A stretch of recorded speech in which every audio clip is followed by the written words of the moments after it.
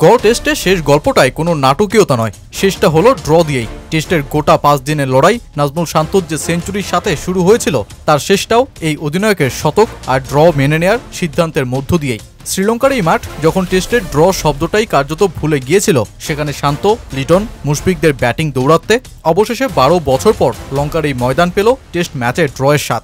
লঙ্কান স্পিনারদের সামনে ঠিক কেমন করবে বাংলাদেশ, যখন এমন প্রশ্ন ছিল সিরিজ শুরুর আগে, এবার নাজমুল শান্ত সেসব প্রশ্নকেই দিলেন উড়িয়ে। টেস্টের 2 ইনিংসেই সেঞ্চুরি, অধিনায়ক হিসেবে বিরল রেকর্ডে নাম লেখানো শান্ত অবশ্য এত কিছুর পরেও বৃষ্টি আর স্লো রান রেটের ওপর বিরক্তটা হতেও পারেন।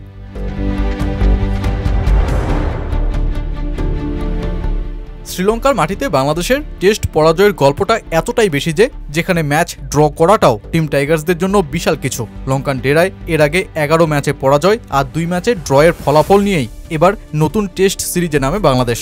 ঠিক যেই গলে 12 বছর ধরে কোনো টেস্ট ম্যাচে ড্রয়ের ফলাফলই আসেনি। তবে টেস্টের প্রথম ইনিংসেই শুরু টাইগারদের বাজিমাত। 2023 সালে দীর্ঘ অপেক্ষার পর নাজমুল হোসেন শান্ত ছুঁতে পারলেন সেঞ্চুরি, মুশফিকুর রহিমও করে ফেললেন 163 রানের ইনিংস আর লিটন 90। প্রথম ইনিংসে টাইগার স্কোর 495 রানে ঠেকলেও স্লো রান রেট ম্যাচ জয়ের পথে তৈরি করেছিল বাধা।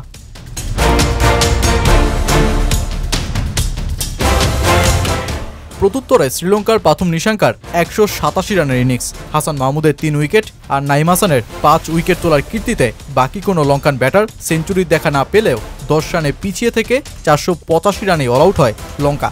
বাংলাদেশের দ্বিতীয় ইনিংসে সাদমান ঘুরে দাঁড়িয়ে 76 রানের ইনিংসটা খেলেন। তবে ব্যাট হাতে এবার আরও এক চমক নিয়ে হাজির নাজমুল হোসেন শান্ত, ছুঁয়ে ফেলেন দ্বিতীয় ইনিংসেও সেঞ্চুরিটা।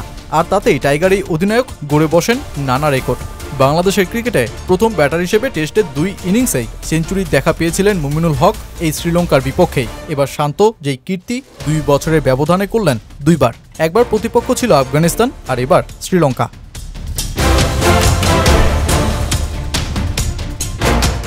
টেস্ট ক্রিকেট ইতিহাসেও বিরল এক জায়গায় বসলেন তিনি। অধিনায়ক হিসেবে 16তম ক্রিকেটার বললেন শান্ত, যিনি এক টেস্টেই হাঁকাতে পেরেছেন 2 সেঞ্চুরি। আর টেস্টে 14তম ব্যাটার হিসেবে একাধিকবার এক টেস্টে জোড়া সেঞ্চুরির কীর্তিটাও গড়লেন তিনি।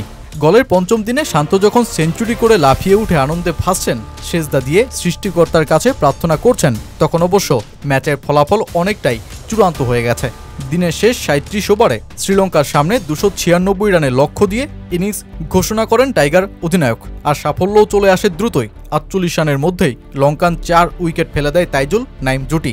লঙ্কান ডেরায় ঢুকে ওদের রহস্যময় স্পিনারদের চাইতেও ভালো বোলিং করার কৃতিত্ব অর্জনটাও তো নাইম ও তাইজুলদের জন্য কম কিছু নয়। কিন্তু ওই যে রানের গতি না বাড়াতে পারা, একটু দেরিতে দ্বিতীয় ইনিংস ঘোষণা করা, আবার শেষ দিনে বৃষ্টি, এসবই তো রোমাঞ্চকর একটা মুহূর্ত তৈরিতে বাংলাদেশের জন্য বাধা হয়ে দাঁড়ায়। টেস্ট ইতিহাসের দ্বিতীয় সর্বোচ্চ 404 ওভারের ম্যাচে তাই বাংলাদেশকে অনেক অর্জনের সাথে আরও কিছু শিক্ষা ও ব্যর্থতা নিয়েই ছাড়তে হয়েছে গলের মাঠ।